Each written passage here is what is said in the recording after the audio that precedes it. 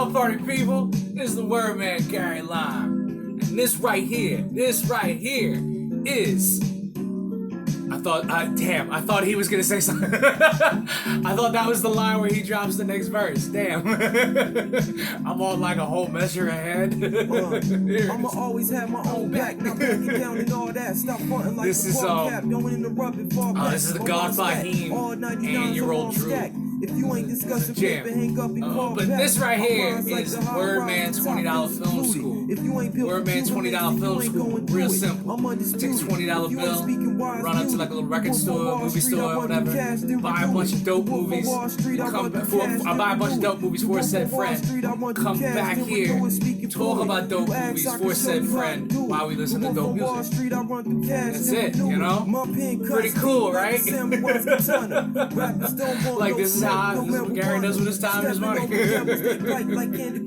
But nah, man, but this video in particular goes out to a very, very good friend of mine, very dear friend of mine, one of the illest cats you ever met. That's right, Mayor West Philly himself, Boss Hog, Homecoming King. What up, Mr. Dave, Roach, man, Dano in the house, baby. How you doing? So Dano, let me tell you something, Pop.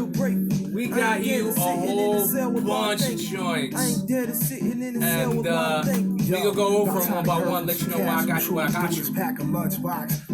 This cat's nice, man. I'm really glad. Interrupt this real quick. Talk some hip hop shit. I'm really glad that cats that are like dope underground cats are getting like quality love. Because I remember a few years back where it was like, yo, you gotta check this cat's Droog. This cat's nice, and they were like, the guy who sounds like Nas, and I'm like, you're missing the point. But I don't think they're missing the point too much no more. They're kind of catching up to it. It's nice. I love that one. Sort of like Cornell West, but more intellectual. I love this shit. But nah, but like I said, Dano, we got you a bunch of stuff here in an effort to expand and inform one's cinematic knowledge, pal. And I don't know the theme, but it's stuff I think you're gonna like. Stuff I think you're gonna find very dope. So I'm very excited. So yeah, we're gonna go through it now. And the first one on the joint is a very, very, very personal favorite of mine. I actually don't think I don't know if you've seen it. I know you've heard it, but we'll get to that. It is Style Wars. Banger. A classic documentary about graffiti, about breakdancing, just about the hip-hop culture. It came out in 82, 83, something like that. It's a classic. You know this, I know this, we know this. You know what's funny is, in watching this, the number of like random hip-hop songs that come to mind, because everyone has sampled this. I forget how much everyone has sampled this. Like, it's like, I'm like, oh, that's that song. Oh, that's that song. Like, it's a great, man. It's a great one. And it's a really cool one. It comes with 2 discs. So it comes with like all this extra bonus shit that like a hip hop nerd like yourself is gonna love. Because I know a hip hop nerd like myself loved it. It's a classic for a reason, man. It's great. It's one of the, it's one of the staples of the joint. So when I came across an extra copy of it, I was like, oh, hell yeah. Send this out to my man Dano one time, early. By the way, peep out the fly Pete and CL joint we wearing. Yeah, we're very happy about that. I know. I'm in a very goofy, happy mood today, so I'm glad I get to share that with somebody. Yeah, man. Doing up for the next one. The next one's a pretty cool one, actually, that I don't think you know anything about. Ooh. It is called Fears of the Dark. And this is kind of ill. So what happens is, see what happened was, they basically commissioned a bunch of black and white stories from various comic book independent comic illustrators, and then they made animated movies of those 6 stories, kind of like one large black and white anthology horror film. And it's pretty interesting. I mean, the list of people on here, I mean, these are going to be people you know better than I do, obviously, because this is your lane. We got Blutch, Pierre Desculio, Lorenzo Matati, Richard McGuire, I know him, not personally, but, Marie Kalu, and Charles Burns, who I know that you know, because we've talked about him before. I know that's the guy who did Black Hole and a couple others. I'm good on my indie comics, it's just I'm not like deep in it the way you are, so whatever. But I thought it was a really interesting idea, just as like, you know, what if we got all these indie comic book creators to do a short story that we could then animate, and it's all around the theme of black and white, and it's horror, or it's horror and then black and white. And it's really good. It's really interesting. Like, it covers like nightmares, fears. I was really impressed with it, and it was neat to see like a flick with 6 different styles and how they all kind of like coalesce together. Very, very dope stuff. It's the kind of thing I think you would really, really like. And we got a bunch of, we got bangers galore in here, so I think you're really gonna like this mix. Here we go. Boom, boom, boom. All right, next one up is.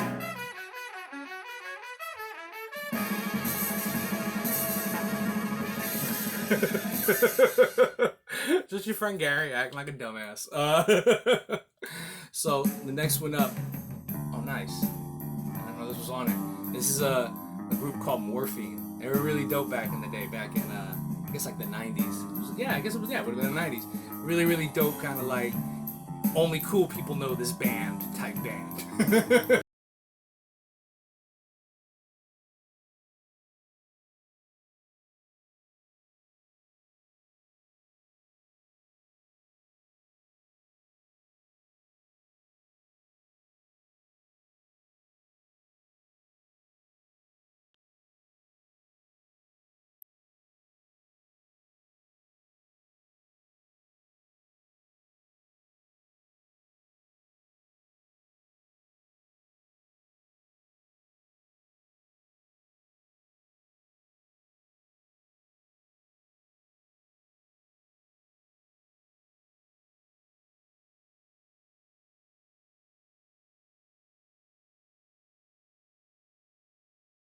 Key member of that kind of like group, if you will, you know what I mean?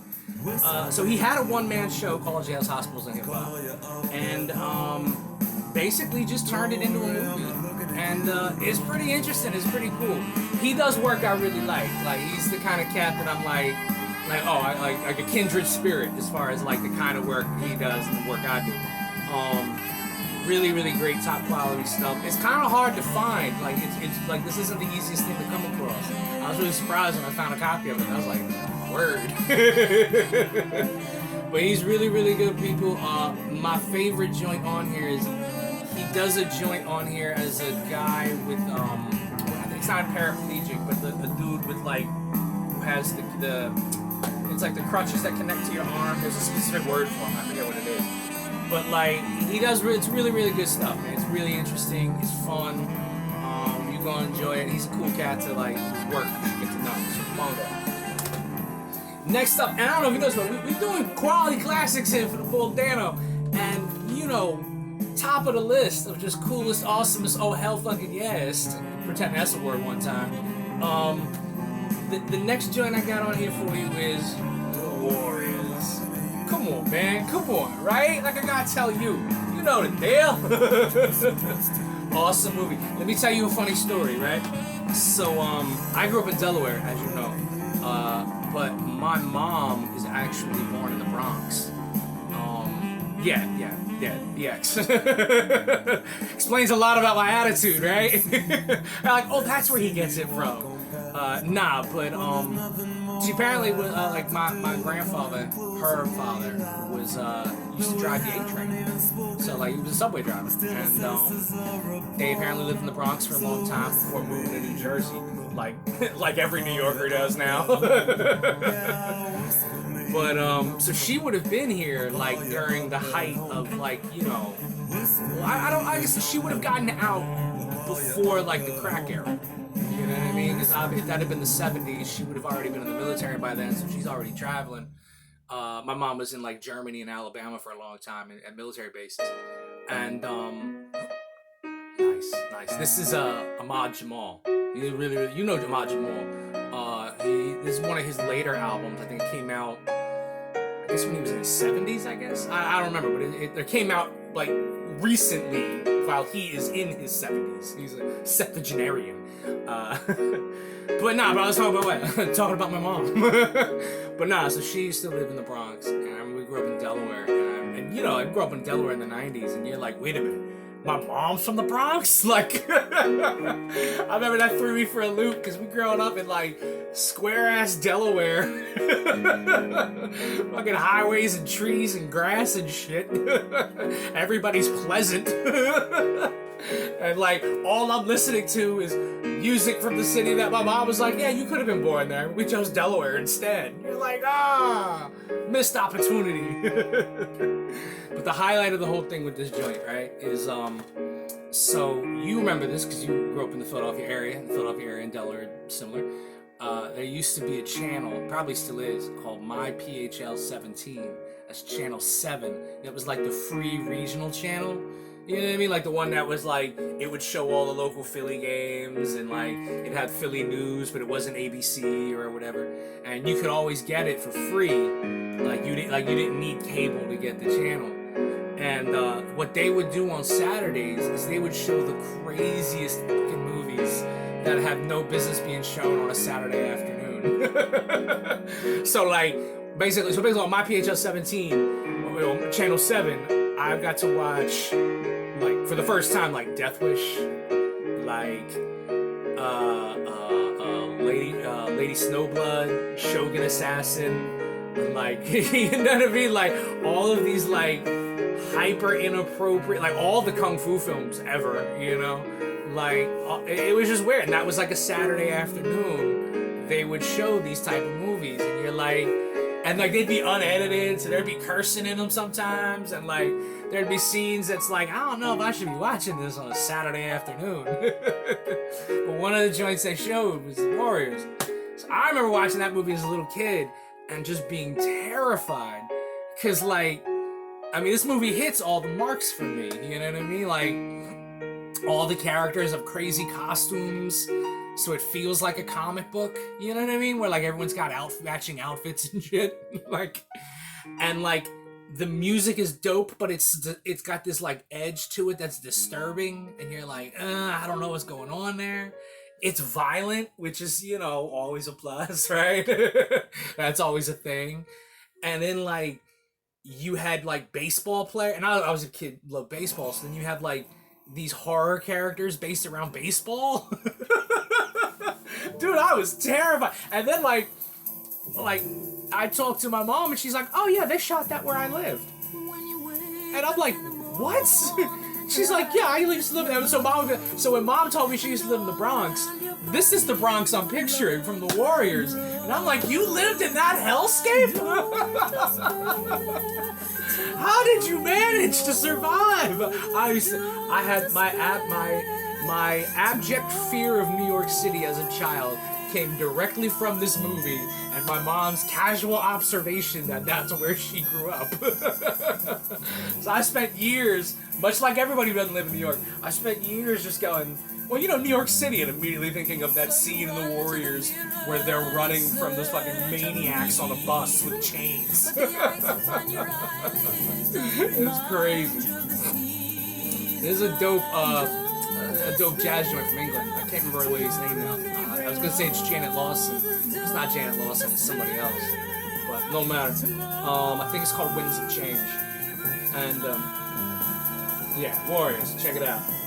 Alright, next joint I got on here for you is a really good one that I don't think you know about. And it's really, really good. It is called The Changeling. Sorry, it's got like a little rapper stuff on it. The Changeling, there we go. The Changeling's ill. So it's just a haunted house movie, you know what I mean? But it's so well done that like it don't even matter. Like, so George C. Scott plays this composer. His family is killed in a very tragic car accident, so he moves to Seattle, takes over a giant mansion, because that's what you do when you're recovering from trauma. You move across the country and rent a giant mansion that just so happens to be haunted. Nevertheless, he takes over this mansion that happens to be haunted, and it's his job, inadvertently or so, to be the guy who, like, he's got to figure out why it's haunted, what's going on, and all that stuff. Now, the part that's great is like, if you know George C. Scott, that's the guy who played Patton. So it's like that's why I think this movie's so dope, and like why I'm a firm believer in execution is because no one in their right mind is going to believe a movie that goes, wait a minute, Patton is in a haunted house. Like, no one's gonna buy that shit. They're gonna be like, come on now, get out of here, right? But you'll buy George C. Scott being scared, and that's interesting because like George C. Scott's not supposed to be scared. He's Patton, so like it's all in the execution. It's all in going, you know what? I'm gonna make him scared. You know? Oh, I like to introduce myself. A little biz action for you. Come on now. It's a hip hop day for me. I don't care if it's raining outside. It's raining outside today, by the way. But now, like I was saying, so it's a masterclass in execution, just in how to get it right, getting all the details correct. And if you get the details correct, it's gonna work, you know. And the part that makes it great too is there's no special effects. There's no monster, no like computer generated nonsense. It's all in camera stuff. It's all simple techniques. It's all like you could do this from the comfort of your own home if you were dope, which you are. So you got nothing to worry about. Again, really cool scary flick, and it's the kind of scary flick no one seems to know for some reason, which is whack. So check it out. You gonna love it. Everybody, all like this. Get up. Get on up. Biz, right? Like, next joint we got on here is I think you have this one already, but I don't know. And I saw it, and I was like, it was like $2, and I was like, Dano needs to have this movie if he doesn't already. So that's why I got it for you. The human soul strong. You ever realize that? Oh. You ever realize that you can't be in a bad mood when you listen to Biz Markie? You ever notice that? It's amazing. It's awesome. You can't get mad when you listen to Biz. It's one of my favorite joints too. I just love this record so much. I play it all the time. But like I said, so I got this joint for you because I think you already have it. I don't know for certain, but I know that like it's a movie you need to have. It's a movie you need to see. I'll put it to you this way: if I was running if I owned my own cinema, right? Say word cinema, right? If I owned my own cinema and I was doing like a 2-week retrospective of like, like a series or something, the thing I would do is, This right here, by the way, is the theme to the movie Taking the Pelham 1, 2, 3. Yeah, look at them horns. Yes, Taking the Pelham 1, 2, 3 is a dope movie. I'm kind of mad because it's not part of this. I didn't get a copy of it. Now I'm mad because I want to watch it. But no, like I said, if I had Say Word Cinema up and running, and we owned, I had my own theater, I could go there and I could show whatever movies I want. And I had a 2-week block where I would just show what I call Say Word Dano movies. These are movies that are like, in my opinion, completely match the Dano mind frame, right? I do these little mind frame games for friends of mine. So I'd have like my Tide mind frame one, my Todd time frame one, Byron Peter, Kaylee, Dano, Etienne. I do one for everybody. But if I had to pick a flick to put on that list for you, it would be Red Bell. This is like some shit right here. This is dope. So first off, to point of order, like the fighting in the movie is very real. Like obviously it's movie fighting, so it's, they're not trying to hurt each other. But like, it's actually like really, really well done fighting. And if you're someone who likes to watch a movie and be impressed by the work, boom. But the reason I got the movie for you isn't even because of that. And it's a good movie. The fighting's good, acting's good, directing, writing, whole spiel. The reason I got it for you is because it's about principle.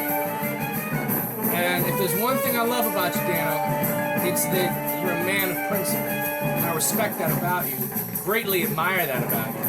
And it helps when you're a man of principle to have reminders of principle. I find that's always a good thing.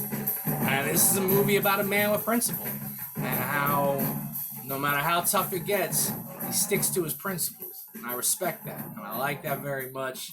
And you don't see a lot of movies that do that. There's not a lot of movies that kind of live in that lane insofar as being like, no, this is like, like this is a man of ethics. And this one does. And I'm really happy about it. And I hope it's a movie you're gonna love. I look forward to hearing what you think of it. I'm like 90% sure you already had it. But for $2, I wasn't gonna find out if I was wrong. So, boom.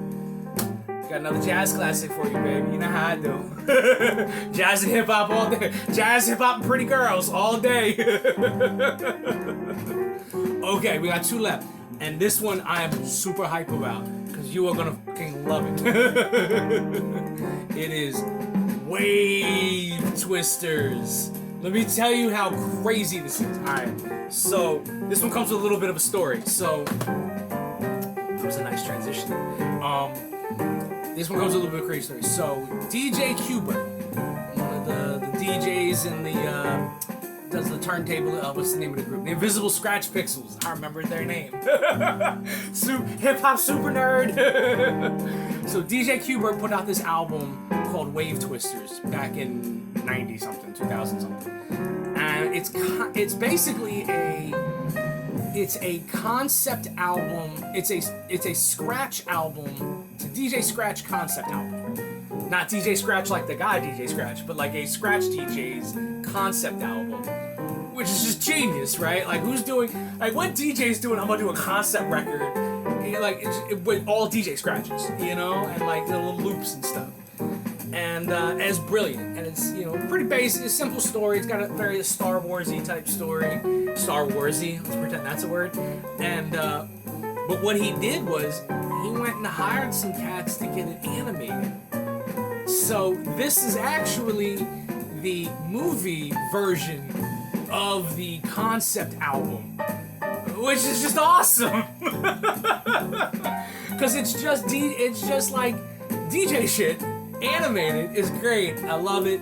You're gonna love it. It's only like about 45 minutes long, about an hour. It comes with a bunch of bonus features. The art is very like 2001, 2002, which is kind of part of the charm of it. And it's utterly fantastic. It's so great. You're gonna love it. And yeah, basically the story follows. I mean, if you want to call it a story, the story is this guy who is an intergalactic dentist, and he discovers the Wave Twister, which is going to help him bring about the end of the evil empire that the galaxy is currently under. And it's fantastic. It's awesome. It's great. Really cool thing. You're gonna love watching it. It's a lot of fun. So, a lot of fun. Dope hip-hop stuff. Yeah, it just features a bunch of DJs in it. Who else is in it that you might know? Yeah, just a bunch of DJs. Boom. The bass action. So, least but not last, you may know this, you may not know this. We have a tradition here at the Wordman $20 Film School. And that tradition is we include every classroom session with one movie by the god John Landis. Now, why do we do this? No real reason. I wish I could give you a reason, but there really isn't one. I'm a big fan of his movies, and I think it just kind of spiraled out from there. But the John Landis movie I'm sending with you is a joint called Three Amigos. It is a funny fucking movie right here. Chevy Chase, Martin Short's, Steve Martin. So the way the movie works is really smart plot. Actually, a really interesting story.